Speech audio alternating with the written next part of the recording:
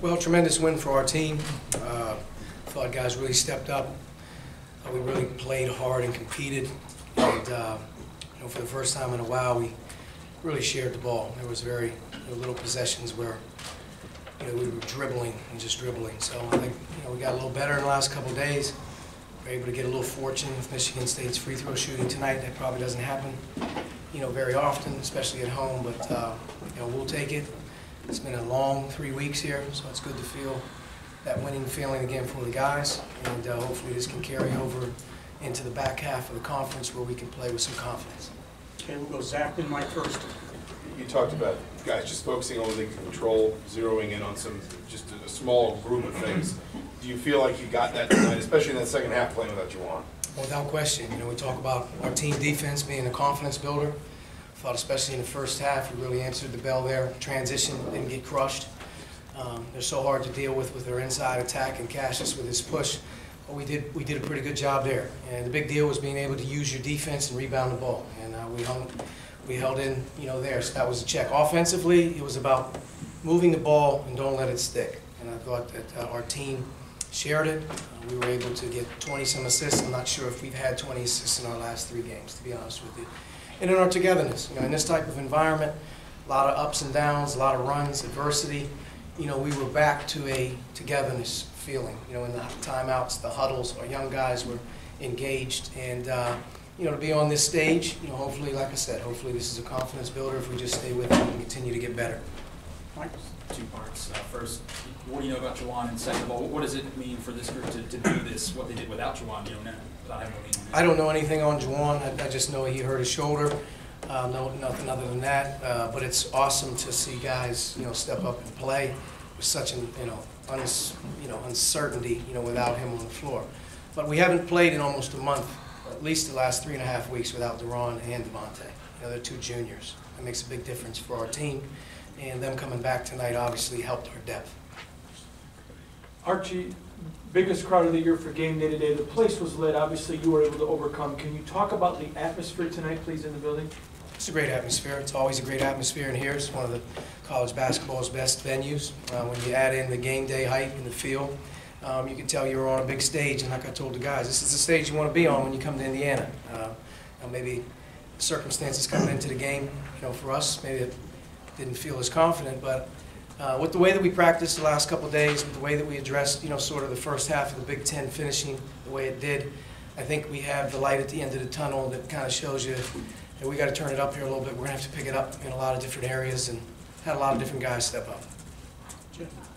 Coach, why do you think Deron was so good, and what impressed you the most about what he did in tonight's game? He's only had really 1 practice. He's been trying to condition, but basically rehabbed for about 3 weeks, 2.5 weeks, and got his ankle feeling better, so his mobility was better, his ability to move. But if you'd have told me he would have played that amount of minutes or done that tonight, it was a shock. But he's an experienced guy, and he's a good player. And when you play against Michigan State, you have to have the ability to throw the ball inside. And he's definitely a guy that we can do that to. And the more he played, obviously, the more rhythm he got into, which is a good thing. But, conditioning level down. There's a lot of breakdowns defensively, just in his ability to move, and under duress, his conditioning is just something. But without question, we don't win the game without his play. Hey, I guess a week or 2 ago at the Michigan game, you used words like soft and stuff to describe this team. How did they respond to you saying those types of things publicly? Didn't play very well after it, so maybe not very good, but I meant every word of it. There was absolutely zero toughness, zero passion to compete. And, with the offense looking like it is, it's almost as if we started to go in that route of one end's gloomy, so the other end's going to be gloomy. And we had to get out of ourselves. We had to understand, so to speak, what we have to get going here. And it started with leadership. And I think we have clarity on that now. We played hard tonight, played unselfish tonight. And I can't complain about that, but it's not all them either. When a soft team or a coach says something like that, the coach is soft too. He means it.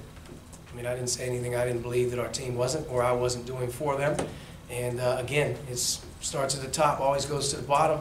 You got to be able to get your message across. You got to be able to get some things to sink in, without question, tonight we looked like a different team.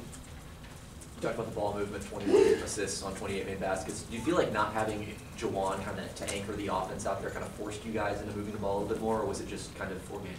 No, I think that we have a clear message of how we have to play.